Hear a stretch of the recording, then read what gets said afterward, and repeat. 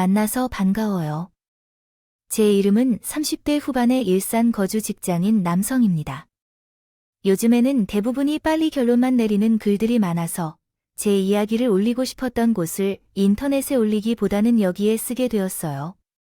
다른 분들이 많이 칭찬해 주신 것을 보고 조금 용기가 생겼어요. 많은 이들이 어려웠던 과거 이야기를 하는 걸 많이 들었는데 저는 그렇지 않아요. 솔직하게 말하면 꽤 잘 살았죠. 부모님이 늦게 얻은 자녀이기도 하고 외동아들이었기 때문에 그 사랑이 어느 정도였는지 알 수 있어요. 짐작컨대 당신 부모님은 각자 재혼해서 만나게 되셨다고 들었습니다. 이따금 아버지는 젊은 시절 만났던 분을 직장암으로 오랜 기간 투병하며 겪었다는 이야기를 하곤 하셨습니다. 어머니는 전 남편의 폭력으로 이혼하셨고 그 후 두 분이 새로운 인연을 맺고 그 결과로 당신이 태어나셨습니다. 희망이나 꿈 같은 것들을 가질 이유 없이 너무나 풍부한 사랑을 받고 자라셨습니다. 특히 아버지가 꽤 유명한 기업의 임원이셨기 때문에 물질적으로도 풍족했습니다. 따라서 그런 것들을 가지고 싶어 하지 않았습니다. 안아도 알아서 제 손에 들어왔고 공부에 대한 압박은 없었지만 분위기 자체가 공부를 할 수밖에 없었어요. 이유는 어머니께서 굉장히 책을 많이 읽으셨기 때문이었어요. 그래서 쟤를 학원이나 과외를 시키는데 크게 신경 쓰지 않고 그냥 본인이 책을 읽는 모습을 자주 보여주셨던 것이 제 인생의 첫 교육이었습니다. 그래서 자연스럽게 저도 글을 읽는 것이나 쓰는 것을 좋아하게 되었고 공부에도 흥미가 생겼죠. 지금 생각해보면 어머니께서 자식의 교육에 신경을 많이 쓰지 않았던 것이 제가 그나마 버릇없는 아이로 자라지 않은 이유와 같은 것 같아요. 자상한 아버지와 우아한 어머니 밑에서 자라며 두 분을 존경하며 성장했습니다. 왜 나를 온실 속 화초로 여길까요? 나도 따지고 보면 혼자 많은 시간을 보냈거든. 지금 혼자라고 했어? 너를 돌봐주는 아주머니가 있었잖아. 부럽다. 나도 다음 생엔 너로 태어날 거야. 돈을 잘 벌어다주는 아버지와 학업에 열심히 할 것을 권하는 어머니이므로 나라고 한 게 확실해. 대학 친구들은 나를 온실 속 화초로 표현했어요. 반박할 순 없지만 솔직히 그런 말은 기분이 좋지는 않았죠. 아버지께서 임원이셨다고 해도 바빴고 어머니는 가정주부이시지만 집에 얽매여 있지 않았습니다. 특히 제가 중학교에 올라가기 전까지는 집에 계시지 않는 날이 더 많았어요. 무엇보다 공부에 관해서도 그랬습니다. 학원이나 과외를 시키며 억지로 강요하지 않는 것은 좋았지만 뭔가 관심 받기 하는 생각이 들 정도로 제 성적에 신경을 쓰지 않았거든요. 그래서 온실 속 화초였지만 노력했던 것 같습니다. 모든 환경이 다 갖춰져 있었지만 저 혼자서는 나름의 사투를 벌였던 것이죠. 부모님이 제게 좀 더 관심을 가지길 바란다는 말이군요. 물론 이런 사투가 좀 우스워 보일 수 있다는 건 알지만요. 원하는 것이라면 다 손에 쥘 수 있었던 어린아이가 이미 부모님의 사랑을 독차지한 꼬마 도련님이 하는 짓은 장난처럼 느껴질 수도 있을 거예요. 그런데도 저는 햇빛이 부족한 식물처럼 줄기를 길게 뻗으며 웃음 짓고 있었어요. 공부도 스스로 해냈습니다. 단순히 잘했다는 칭찬을 받고 싶다는 생각이 아니라 공부에 재능이 있다면 관심을 기울여 줄까 하는 생각에 뭔가라도 하려고 노력했어요. 학원을 다니지 않아도 100점을 받으면 어머니보다 책을 더 읽으면 지금보다 더 착한 아이로 자란다면 이런 생각들로 노력했습니다. 배부른 소리처럼 보였지만 저는 성적이 낮아졌다고 매를 맞는 친구들이 조금 부러울 지경이었습니다. 제가 생각해도 어딘가 이상했지만 그저 어린 아이였으니까 가능한 일입니다. 다행히도 이런 노력이 통했는지 중학교에 입학했을 때부터 어머니는 제 성적에 관심을 가지기 시작했습니다. 더 이상 저를 아주머니에게 맡기지 않았고 공부를 할 때는 직접 맛있는 간식을 가져다 주셨습니다. 그게 뭐라고 그렇게 좋았는지 어떨 때는 공부하는 척하고 책상에만 앉아 있었던 적도 있었습니다. 너무 무리하는 거 아니야? 시험 기간도 아니라면서 공부는 미리미리 하는 게 좋잖아요. 그리고 재밌기도 하고요. 우리 아들이 정말 똑똑하고 올바르게 잘 자랐네요. 공부도 스스로 잘하고 다음 시험에는 꼭 반에서 1등을 하려고 해요. 1등이야.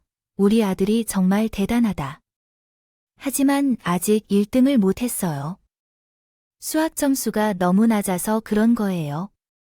게다가 밤에는 공부를 엄청 잘하는 녀석이 하나 있어서 따라잡기가 좀 힘들었어요. 그래서 그때는 부모님의 도움을 조금 받았어요. 수학만 따로 과외를 시작했거든요. 스스로 잘 해나가다 보니 천재 소리를 듣고 싶다고 했던 제가 그렇게까지 해낸 것에는 이유가 있어요. 바로 반에서 공부를 잘하는 그 녀석이 제게 그냥 싫어해요. 꼭 말로 하지 않아도 그 아이의 눈빛만 보면 알 수 있었습니다. 경멸과 혐오가 가득 담긴 눈동자였어요. 처음부터 저는 미움을 받는다는 것이 익숙하지 않은 사람이었어요. 누구나 저를 좋아했고, 그래서 친구들도 저를 따랐으니까요. 그래서 더욱 그 아이를 이기고 싶었던 것 같아요. 그리고 마침내 과외에서 성과를 냈고, 그 녀석을 꺾을 수 있었습니다.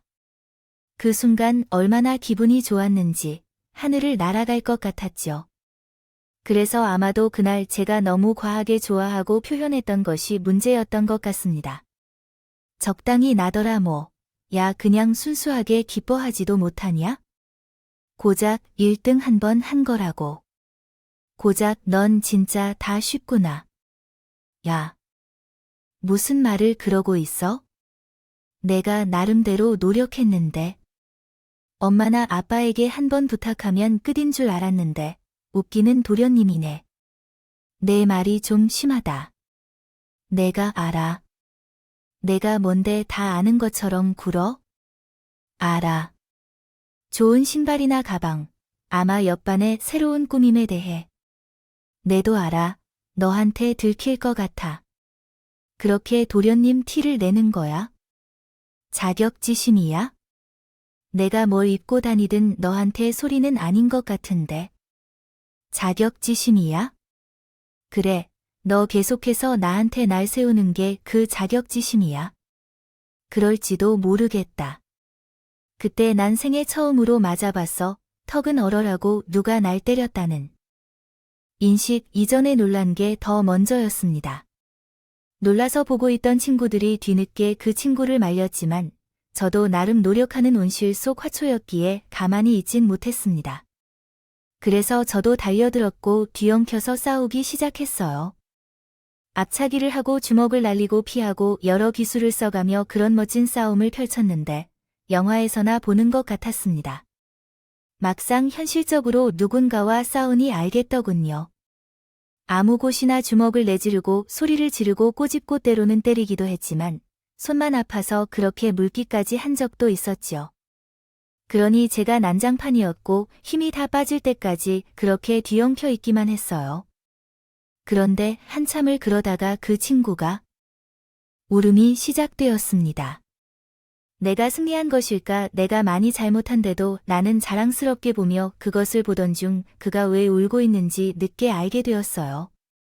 너희 부모님이나 선생님께 말할 거냐고. 내가 먼저 때린 건 말이야. 너를 말하면 나는 학교에서 날려. 우리 집은 정말 더러워 가난하거든. 야 너는 자존심 상처 맞아. 너를 미워한 것도 맞고 하지만 나한테 한 번만 봐줄래? 너 착하잖아. 나는 착하진 않아. 그리고 내가 더 잘못했어. 왜 내가 피해자처럼 느껴? 그래서 웃긴 거야. 내가 더 맞았어도 난 늘 가해자가 될 테니까. 그래서 너를 부러워했던 거야. 그리고 난 혼란스러워졌어요.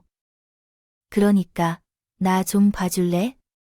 나랑 싸웠다는 말 집에다 하지 말아줘. 내가 빌게. 늘 살기 가득한 눈으로 저를 노려보던 녀석이 제 앞에 무릎을 꿇었어요. 저는 이에 놀라서 같이 꿇었습니다.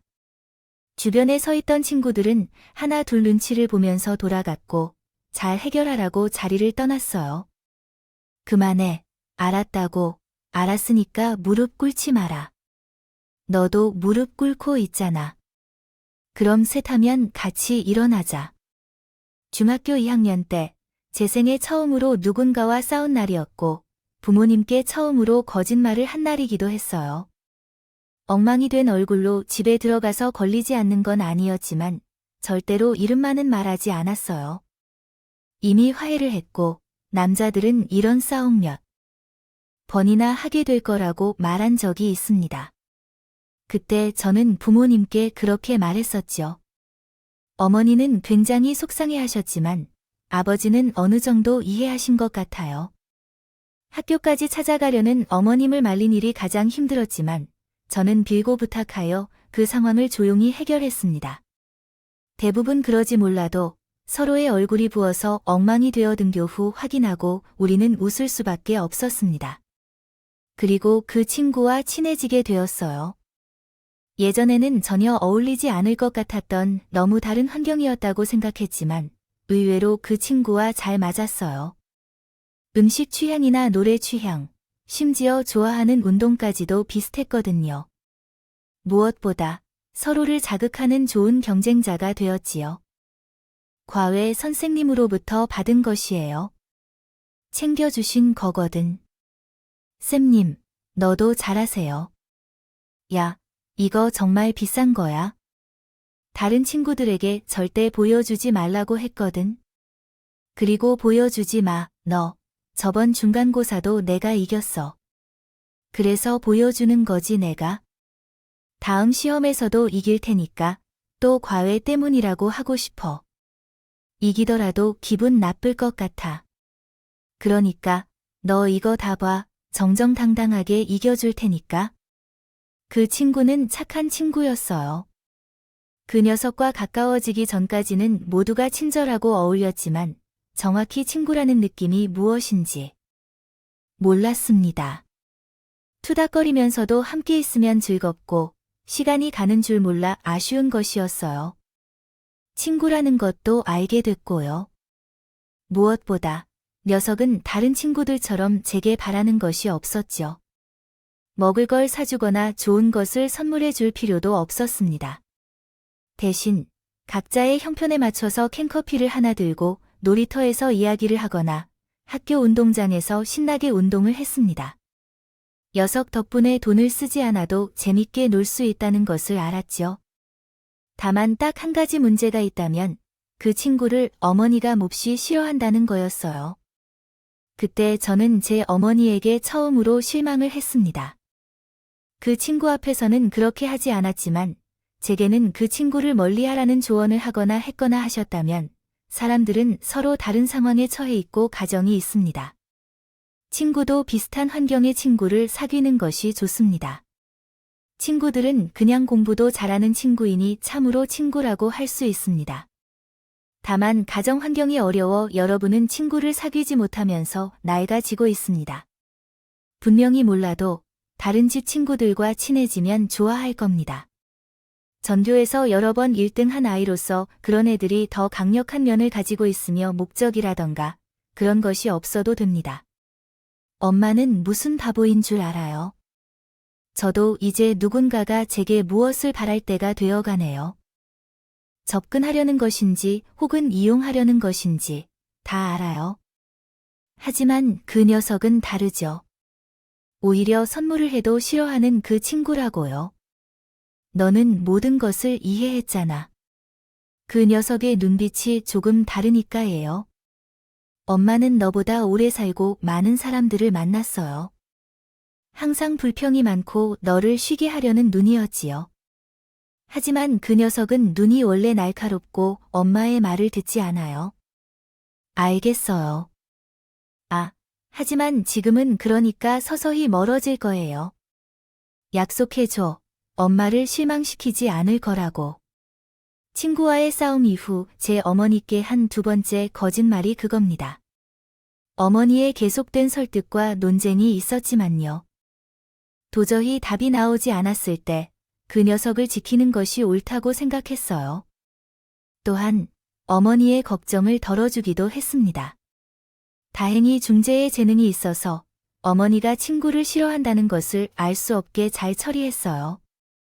시험 기간에 공부를 같이 해도 제 집에는 친구들을 못 오게 해서 친구와 공부를 해도 거짓말을 하며 독서실에서 공부한 것처럼 속여왔어요. 거짓말은 좋지 않다는 것은 알지만 상처를 받을까봐 감수해야 한다고 생각했거든요. 그래서 고등학교를 졸업하고 대학에 입학할 때까지도 이런 거짓말이 계속되었어요. 저와 제 친구는 대학에서 헤어졌습니다. 친구는 저보다 훨씬 더 공부를 잘해 서울대에 갈 만큼의 실력이었지만 장학금을 받아야 했기 때문에 하이어드를 선택했고, 저는 성적에 맞게 수시로 입학 가능한 서울의 한 경영대학에 들어갔어요. 그래도 무엇보다도 멀어지지 않았던 이유는 함께 군대 지원을 했기 때문입니다. 이렇게 인생은 완벽에 근접했어요. 부모님께서 믿음직한 지원을 제공해 주셨고, 저를 위해 준비해 준 친구들도 있었어요. 여기에 하나 더 더해진 존재가 있었는데, 그것은 제 여자친구였습니다. 우리 대학 앞에서 아르바이트를 하던 분인데, 정말 아름답고 성격도 너무 좋았어요. 그래서 저는 매일 그곳을 찾아다녔어요. 결국 연인이 되었습니다. 오빠는 부자야 라는 선물 때문에 조금 부담스러운데, 부자의 기준이 무엇인지 모르겠지만 가격이 부담스럽지는 않네요. 앞으로 선물은 그만 가져와도 돼요. 저는 오빠만 있으면 충분하니까요. 더없이 행복한 생각이 들었어요. 둘도 없는 친구이자 연인과의 사이도 좋았습니다.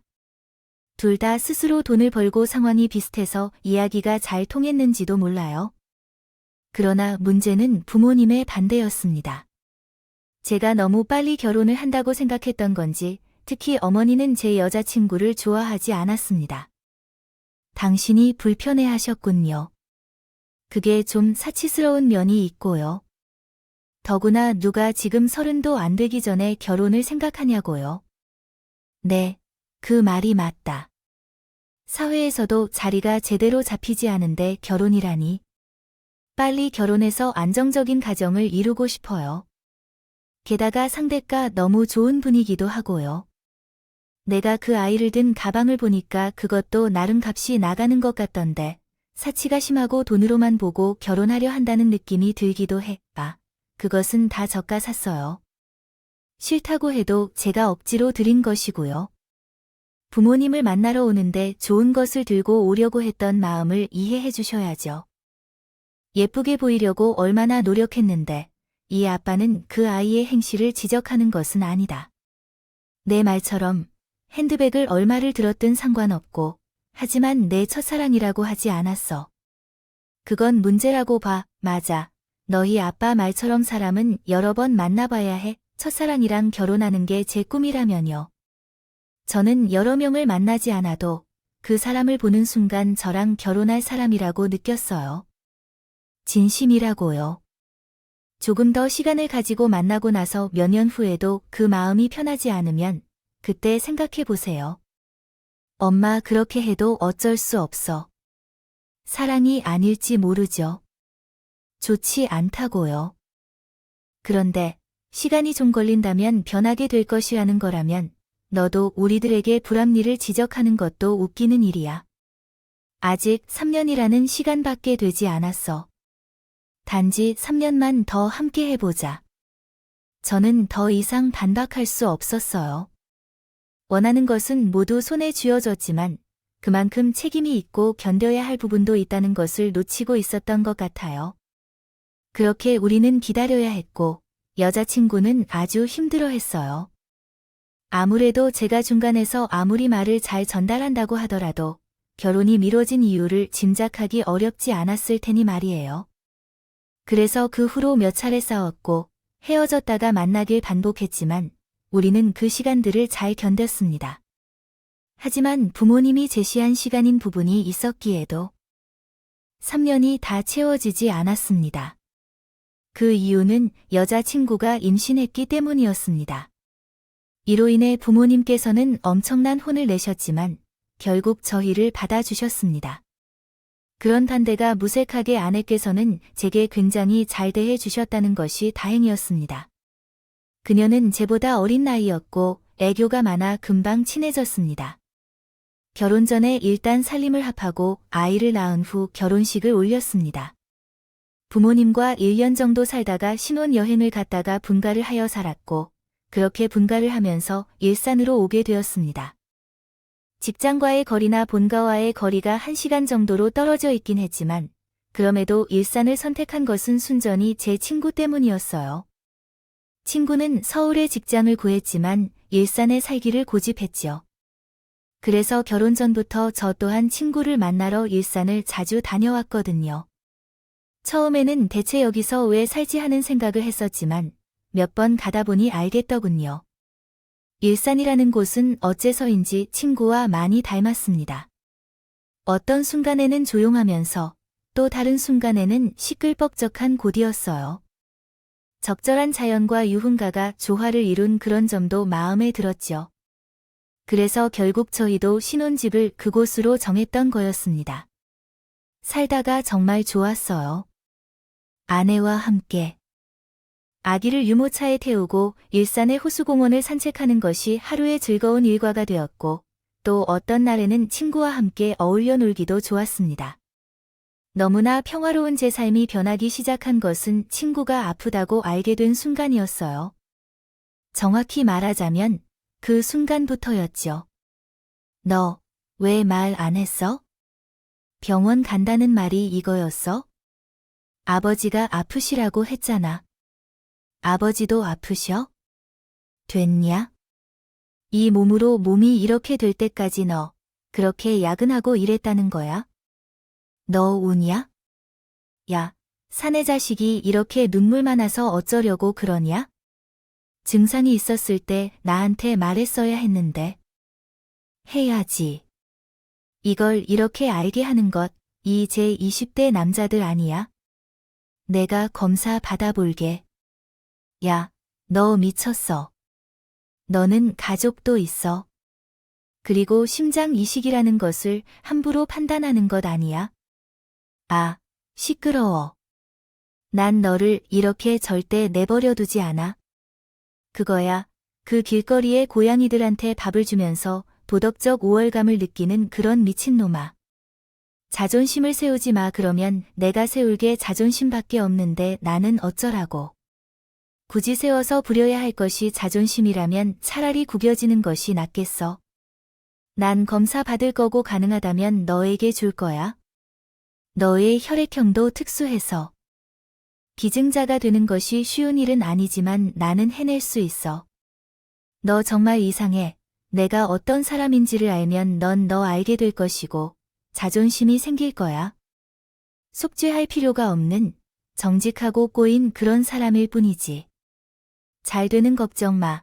아버지도 마음 놓고 내가 다 할 테니까 너 나중에 헛소리 하지 마. 다 갚을 테니 영수증을 다 모아둘 테니 못 갚은 돈이 있다면 죽으면 너가 나에게 다 갚을 줄 알아. 알겠어? 친구가 소리를 지르며 반대하는 것을 뒤로하고 항체 검사와 조직 적합성 검사까지 받았어요. 가족들의 얼굴이 차례로 떠올랐지만 결코 후회하진 않을 거라고 생각했어요. 친구가 그러한 존재였기 때문입니다. 만약 상황이 반대였다면 녀석도 제게 똑같이 할 거라고 믿어 의심치 않았어요. 그리고 결과가 나왔을 때 저희는 놀라울 정도로 꼭 맞았습니다. 그래서 이식을 결정했고 아내와 제 가족들에게도 이야기를 꺼냈어요. 하지만 그토록 친하게 지냈던 우리 아내는 절대 반대를 했고 의외로 어머니가 찬성을 하셨습니다. 하지만 아버지의 의견은 달랐어요.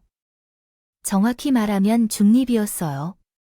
이미 제가 결정을 내린 부분을 바꿀 수 없다면 일단 다른 병원에서라도 이식을 할 수 있는지 찾아보자는 의견이었습니다. 특수한 혈액형이어서 찾기도 힘들고 그나마 아버지가 계시지만 투병 중이라서 불가능하다고 했어요. 무엇보다 혈액형도 다르고요. 그래서 오히려 특수한 혈액형이니 이식 순서가 늦진 않을 거라고 확신해. 그래서 조금만 시간을 내보자. 그 정도는 해볼 수 있잖아. 하지만 아빠가 아무것도 할 수 없을 때면 내가 허락할게.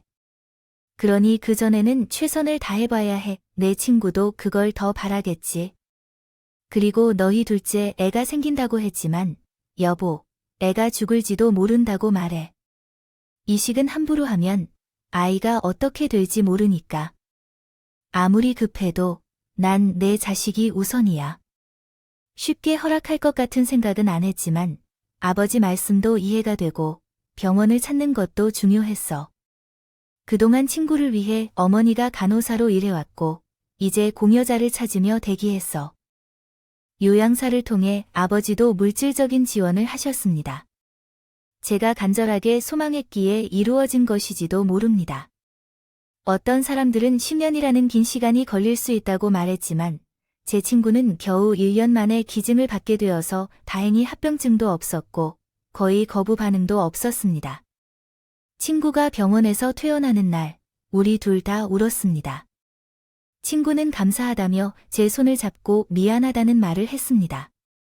그동안 이렇게 자신을 도와준 사람이 아무도 없었다고 하면서 너도 내게 이렇게 해줬을 거야? 나는 믿어. 날 믿는다고 라며 말했습니다. 진짜 그런 놈 아닌데야. 넌 그런 놈이야. 내가 힘들 때도 내가 여자친구랑 다퉜을 때도 널 항상 곁을 지켜줬잖아. 이제야 내가 좀 숨이 쉬어진다. 내가 빚지고는 못 사는 사람인 걸 알잖아. 바보 같은 놈인 건 너도 알지? 너도 후회할 거야. 나한테 잘한 거 너도 후회할 걸. 나 예전에 때렸던 거 너도 때렸잖아. 난 우연히 맞은 거고 막 손 돌리다 보면 2대 정도는 맞아야지. 팔도 짧은 게 너도 짧잖아. 허리만 길어가지고 너도 마찬가지든 친구는 조금씩 이전의 건강을 회복했습니다. 이전처럼 농담도 하고 장난을 치면서도 몸에 좋은 것을 먹이고 그렇게 좋아하던 술도 이제 마시지 않았어요. 그렇게 이전의 삶으로 돌아오고 있었어요. 그때 미안한 점은 친구가 아프다는 걸 알기 직전에 생긴 둘째 아들이었습니다. 아내에게 신경도 많이 쓰지 않았고 첫째와는 다르게 관심을 마음껏 주지 못했거든요. 그래서 친구의 회복과 동시에 가족들에게 사랑을 주었습니다. 제가 웃음을 잃지 않도록 둘째와 첫째에게 많은 것을 보여주고 함께 있어서 좋습니다. 비록 회사가 끝난 뒤였지만 그럼에도 게을러지지 않고 노력했습니다. 늘 아이들을 돌봤어요. 첫째는 이미 훌쩍 자라서 의사 표현도 잘하고 체력도 좋아서 항상 힘을 내 잘하고 있었어요. 그러던 중 명절에 친척들과 가족들이 모두 모인 날이 왔죠. 하지만 첫째는 아빠도 엄마도 안 닮았다며 그게 이상하게 느껴져서 어디 한 부분이라도 닮은 게 없다고 말했어요. 먹는 버릇이나 습관 같은 것도 다르다고 하더라고요. 얘도 오이를 안 먹거든요. 제가 보기에는 어때? 나 어릴 때랑 비슷한 것 같아 나도 듣고 보니 정말 안 닮은 것 같다고 해요. 꼭 엄마나 아빠의 탈모를 물려받는 법이 있는지 궁금해하고 있네요. 혹시 할머니나 할아버지 닮았을지도 몰라요. 우리 손자와 내 아들의 발가락이 닮았다. 그 정도로 비슷해서 웃음이 나왔어. 내 코가 둥글고 눈이 큰 편이었는데 아들은 날카로운 인상을 가졌어. 쌍꺼풀이 없어서 우리 부부를 아이라고 생각하지 않는 사람도 종종 있었어. 그러나 개구리 발가락과 식성은 정말로 나를 닮았기 때문에 의심은 받지 않고 웃게 되었어. 그런데 작은 불씨가 커지는 사건이 발생해서 몸이 안 좋아서 반차를 써서 집에 돌아오는 길, 아파트 쓰레기장 쪽에서 그랬어. 우연히 아내를 만나 다가갔을 때 아내가 누군가와 다투고 있었습니다. 제 앞에서는 언성을 높이지 않는 착한 아내였는데 날카로운 목소리가 들리며 제 친구가 있는 것을 알게 되었어요. 둘이 친하게 지내는 것을 알고 있었지만 그날 어울린 적도 싸우는 것도 본 적이 없었으니 너무 놀라고 차마 끼어들 수 없어 몸을 숨겼습니다. 멀리서 들리는 몇 마디가 조합이 되지 않는 상태로 내 귀에 들어왔어요. 헤어져 달라. 당장 이혼을 하자. 라는 말이었죠. 머리가 혼란하여 그 자리를 떠날 수밖에 없었습니다. 의심과 의혹이 커지는 것보다 나은 것 같아서 다시 찾아갔습니다. 그러나 그 자리에 아무도 보이지 않았죠. 그 타이밍을 놓쳐서 저는 그 두 사람에게 그 일을 다시 물어볼 용기가 나지 않았어요. 그렇게 혼자 고민이 깊어지고 의심이 쌓일 때 다시 본 제 아들의 얼굴은 친구와 매우 닮았습니다. 성격도 혈액형도 제 친구와 제가 같다는 생각이 들자 온몸에 소름이 돋더군요. 그래서 몇일 동안 고민 끝에 우리 아들과 제 유전자 검사를 실시하기로 했습니다. 설마 하면서도 이전에 함께 술을 같이 한 것을 기억해내면서 둘이 눈을 마주치던 장면이 자꾸 떠올라 괴롭히더라고요. 그래서 한 법원 근처에 있는 검사소를 찾아 아들의 칫솔과 제 머리카락을 채취해 의뢰했습니다. 그곳에 직접 오거나 온라인으로 접수하면 약 40%의 확률로 사람들의 검사 결과가 친자가 아니라고 나온다고 했습니다. 검사소 내부를 둘러보니 제 얼굴과 같은 표정을 한 다른 사람들이 있었습니다. 머리가 어지러웠어요. 검사소 직원은 시간이 좀 걸릴 거라고 말했습니다. 법안 제출을 위한 것인지 아니면 단순히 검사만 하려는 건지 확인해 주세요. 두 가지가 다르다면 법안 검사의 가격이 더 높을 수 있습니다. 친자 확인을 위해서는 먼저 부모 양쪽 모두의 동의서가 필요합니다. 그리고 온라인이 아닌 검사원에서 직접 제출하게 됩니다. 구강 내부의 머리카락부터 혈액까지 채취하게 되는데 단순 확인용이라면 온라인으로도 가능합니다. 주로 법정 확인을 위해 찾아오는 분들이 많아서 그런 질문을 받습니다. 제가 확인용으로 진행하고 싶습니다. 결과가 나오면 연락을 드리겠습니다. 그때 다시 방문하시거나 이메일 또는 우편으로 가능합니다. 제가 상황이 조금 이해가 안 가서 기분이 좀 묘해요. 이런 의심스러운 일을 상상해 본 적이 없었어요. 게다가 제 완벽한 삶에서 그런 일이 일어날 것이라 예상할 수 있었을까요? 의심이라는 감정에도 만약 형태가 있다면 매우 날카로운 바늘 모양이었을 겁니다. 머릿속에서 그 날카로운 가시가 점점 커지는 기분이었죠. 그렇게 저는 결과가 나오는 그날까지 회사에서만 일을 하고 집으로 돌아와 바로 눕고 잠들었습니다. 누구에게도 말하거나 눈을 마주치고 싶지 않아서 숨겨온 것은 바로 피곤함이었습니다. 힘들다 피곤하다 일이 많다는 거짓말로 가득 찬 핑계로 아내와 친구를 피했습니다. 이야기 좀 하자. 내가 내게 해야 할 말. 그래서 그래. 진짜 진지한 이야기라서 통화를 못하겠고 피곤하다고 했잖아. 한 며칠 동안 나한테도 좀 쉴 시간을 주세요. 나 진짜 피곤해서 그래. 알겠어. 일단 그럼 쉬어 결과만 나오면 다시 제자리로 돌아갈 거라고 믿었어요. 그런데 그게 아니었습니다. 다시 찾아가고 싶지 않아서 메일로 결과를 받았는데 뭔가 이상했죠. 그래서 다시 그곳을 찾아갔습니다. 신자가 아니라는 결과였지만 어느 정도 일치하는 퍼센트는 제가 뭘 어떻게 해석할 수 없는 부분이었어요. 아마 검사가 잘못됐을지도 모르겠다라는 생각에 심장이 뛰었죠. 그러나 그 해석은 친척이나 사촌과 같은 결론이라고 말했던 걸로 알아들었습니다. 이게 정당한 결론인지 알 수 없어서 한참 동안 고민했습니다. 드라마처럼 친자 관계인지 혹은 아닌지는 명확히 밝혀지지 않았기 때문입니다. 그래서 나는 결국 고민 끝에 친구 집으로 가기로 결정했습니다.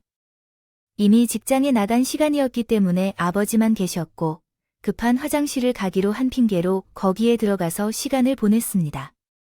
이미 오래전부터 자주 방문하던 곳이었기 때문에 친구만의 칫솔을 사용한다는 사실을 알고 있었기 때문입니다. 그리고 다음으로 검사를 맡겼습니다. 내 친구의 칫솔과 아이의 것을 모두 검사한 거예요. 결과는 며칠 후에 나왔는데 둘의 친자 관계가 99.99999% 정확했습니다. 그러나 검사원은 다른 이야기도 전했어요. 이 사람이 형과 동생이신가요? 친형제는 아니고 사촌입니다. 검사 결과를 보면 아들이라는 A군과 대조를 해봤을 때 마지막 숫자는 친부관계가 성립하고 B군은 혈연관계가 성립하는 백분율이라고요.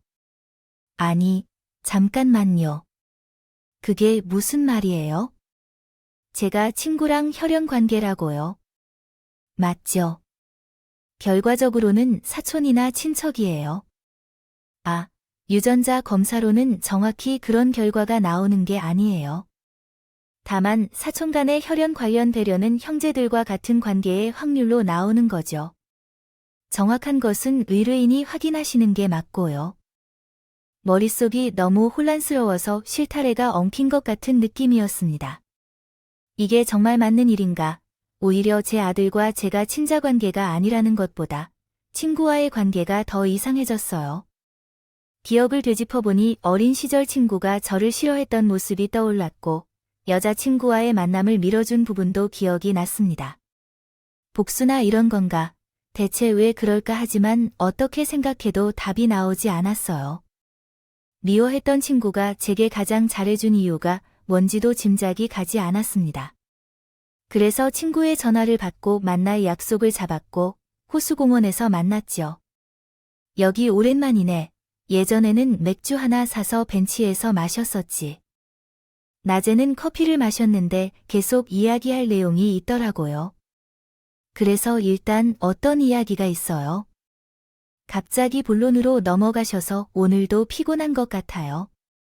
얼굴이 안 좋아 보이는데 괜찮아요? 오늘은 푹 쉬기도 하고 그래서 말해봐. 궁금해서 말해봤어요. 어떻게 말을 해야 할지 모르지만 우선 댐이 너무 기네요. 편하게 이야기해도 돼요. 결혼 생활이 행복해. 왜 갑자기 결혼과 관련된 얘기를 하시는 거죠? 그 재수 씨가 말이 되지 않는 듯하다는 건가요? 요즘 사치가 심해서 자꾸 생각이 나네요. 밖으로 나가기도 하고 말이야. 너도 전에 그랬잖아. 집에 늦게 들어오는 것 때문에 힘들다고. 저는 순간 주먹에 힘이 들어갔습니다. 몸이 떨렸죠. 아내와 바람핀 불륜남이 제 아내를 욕하고 있는 꼴을 보니 기가 찼습니다. 그래도 저는 이를 꽉 다물고 물었어요. 왜냐하면 헤어졌으면 좋겠어. 내가 아내랑 헤어지길 바라는 거야? 아니, 뭐 꼭 그렇다기보다는 내가 아깝다는 거지. 잘 관찰하고 너도 의심이라는 걸 좀 하라고. 의심. 의심이라면 나도 해, 의심어. 정말 그러면 최근의 행적을 왜 내가 눈치 없이 계속 같이 사니까 답답해서 그래? 그게 무슨? 빨리 눈치채고 헤어지면 너랑 같이 살게야. 안 살게야? 야, 이 쓰레기 새끼야. 내가 바라는 게 뭔지 나도 알아. 그래서 나는 결과지를 그 녀석의 얼굴로 던졌다. 그러자 그 친구는 일어나려는 나의 손을 잡고 무릎을 꿇었다. 내가 맘 같아서는 두들겨 패주고 싶었지만 나는 눈물을 삼켰다. 몸은 어느 정도 회복되었지만 너무나 쇠약한 그 녀석을 때릴 수는 없었다. 그 대신 나는 벤치를 발로 찼고 소리를 지르며 울었다. 친구는 제발 이야기 좀 들어달라며 매달렸지만 나는 더는 그를 보고 싶지 않았다. 그래서 손을 뿌리쳤다. 그러나 뒤에서 소리를 들었어. 나를 부르는 소리였더군. 형이야 하고 말했어. 형이라고 불렀다. 내가 돌아서서 형에게 다가가자마자 쓰러지듯 하게 미안하다 고 말했어. 그리고 제 발목을 잡고 사정을 이야기하기 시작했어. 이야기는 어린 시절에 자신과 병든 아버지를 버렸던 잔인한 어머니에 관한 것부터 시작되었어. 정확히 말하면 두 집 가족이 함께 살았다고 해야겠지만 나는 뒤늦게 그 사실을 알게 되었어. 이전에 함께 살던 아버지를 떠나고 새로 만난 사람은 돈 많은 우리 아버지였더라고 해. 저울질을 오랜 시간 동안 해본 끝에 결국에 우리 아버지와 함께 살기로 결심했어. 처음엔 어린 자신을 돌봐주기도 했지만 그것도 잠시였다고 합니다. 그래서 나는 복수를 하기로 마음먹게 되었어. 너와 나는 친구이고 같은 학년이었어. 집 살림이 가능해 앞뒤가 안 맞잖아. 어린 내가 막 태어났을 때 출생신고를 늦게 했어. 그때 너희 할아버지가 결혼을 반대하셨으니까 혹시 몰라서 여지를 남겨두고 있었을 거야. 저울을 재듯 여기가 좋을지 저기가 좋을지. 그러다가 널 임신했고 결혼에 성공한 거지. 우리 엄마가 그럴 뿐이 아니야. 너희 엄마는 그런 사람이야. 내 엄마가 기도하니까. 너와 싸운 다음날 그 여자가 찾아와서 날 죽이려고 했어. 내 인생에 끼어들지 말라고 경고했고 뺨까지 맞았지. 그래서 복수를 결심했어. 적어도 너를 더 가까이 두라는 듯 했다. 나도 그렇게 했고, 넌 진심이었어. 나한테 너도 적어도 진심이 있긴 했지. 적이라고 해도 우린 그렇게 붙어 있었는데, 내가 매번 그저 복수만 다짐할까? 그걸 부추긴 건 너희 엄마였어. 고등학교 입학식에도 찾아와서 너랑 가까이 지내지 못하게 경고하고, 우리 아버지 병원비를 날 던져줄 때, 내가 다치면 조금이라도 병원비를 돌려주지 않겠다고 했어. 우리 엄마가 정말 그랬다고 하고, 대학에 입학할 때도 너보다 더 좋은 대학에 못 가도록 막았어. 아니, 애초에 같은 곳을 못 가게 하는 의도였을 거야. 그래서 하향 지원했지. 그렇지만 군대에 들어가면서 아버지는 병원비를 끊어버리더라. 너희 엄마가 너의 거짓말을 다 믿었을 거라고 생각하지. 그 사람은 너에게 사람도 붙이는 사람이야. 자신의 과거가 밝혀지는 것이 죽는 것보다도 싫었을 테니 너와 붙어 있는 것이 얼마나 지옥이었을 것인지 알 수 있어. 그래서 나는 그 지옥을 더 연장한 것이고, 그래서 내 아내에게 그런 행동을 한 것이야.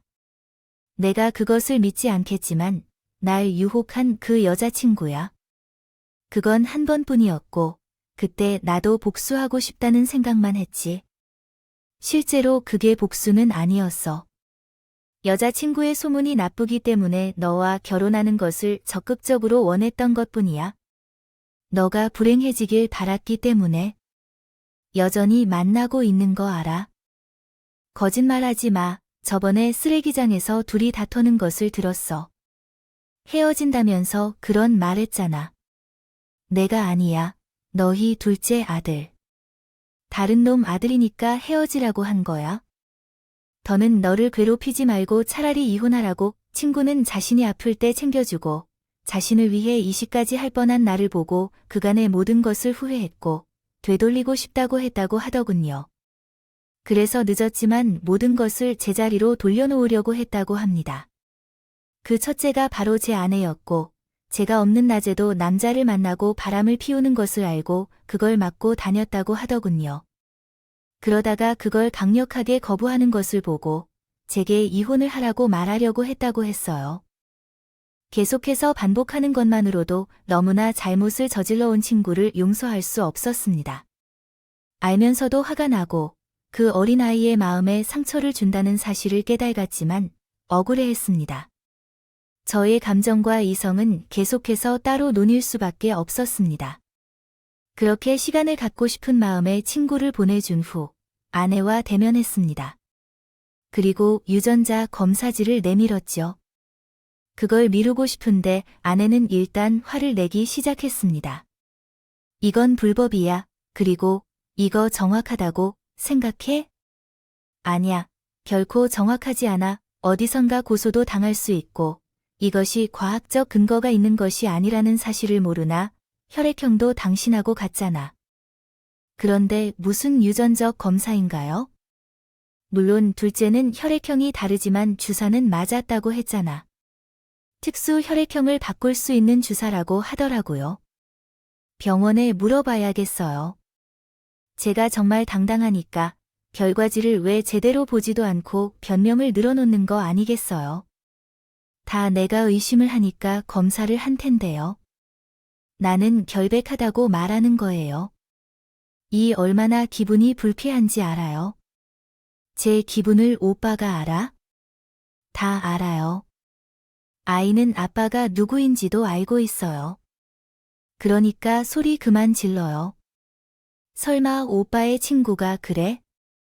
그건 아니에요. 그 사람이 날 좋아한다고 하는데 스토커처럼 하는 거 같더라고요. 정말 미쳤나 봐. 이렇게 말하고 싶어요. 진짠가 보는구나. 내 친구인 건 오빠야. 아니야, 나 진짜 억울하다고. 그럼 같이 가서 검사 받아볼까? 거기서 직접 채취하고 눈으로 보고, 그러면 이런 짓 하지 말자. 우리 사이 좋잖아. 제대로 싸운 적도 없을 정도잖아. 카드 내가 준 카드 내역 뽑아보면 뭐가 나올까? 뭐, 오빠가 그걸 왜 단 한 번도 확인한 적이 없었어? 내가 수십 수백을 써도 난 그러려니 했고 우리 부모님이 주시는 용돈도 따로 있는 거 알아. 그거 친정이 퍼지는 것도. 그래도 난 당신을 위한 일이라고 생각했어. 이건 게임 프라이버시야. 그래서 오빠도 안 본다고 했잖아. 그러니까 지금은 보겠다고 말하잖아. 결국 몇 번이나 소리를 지르고 울고 따지다가 이실직고를 하더군요. 더 이상 빠져나갈 곳이 없다는 것을 깨달았을 때야 말이죠. 카드 내역을 살펴보니 가관이었습니다. 호텔에 들락거리고 고가의 남성 시계를 샀다는 기록이 있었으며 타인에게 현금을 이체한 내역도 있었죠. 엄청나게 화가 날 줄 알았는데 너무 어이가 없어서 멍하게 되었어요. 머릿속이 텅 빈 느낌이었습니다. 제가 그토록 믿고 사랑했던 사람이 제 뒷모습에서 몰래 다른 남자를 만났다는 사실에 당황스러웠습니다. 게다가 그 남자를 호스트바에서 만났다는 사실이라니요. 결국 저희는 이혼하게 되었습니다. 함께 살았던 기간이 있었어요. 적당한 선에서 재산을 나눠주어야 했지만 그의 거의 모든 것은 준하는 위자료까지 모두 바닥이 났고 상간남 소송까지 불러왔어요. 집은 발칵 뒤집혔지만 그 다음은 어머니 차례였습니다. 아이를 버리고 두 집을 번갈아 하면서 살아왔는데 아버지를 다시 만나게 된 사실이 드러났기 때문이었어요. 하지만 아버지는 이혼을 하지 않으셨습니다.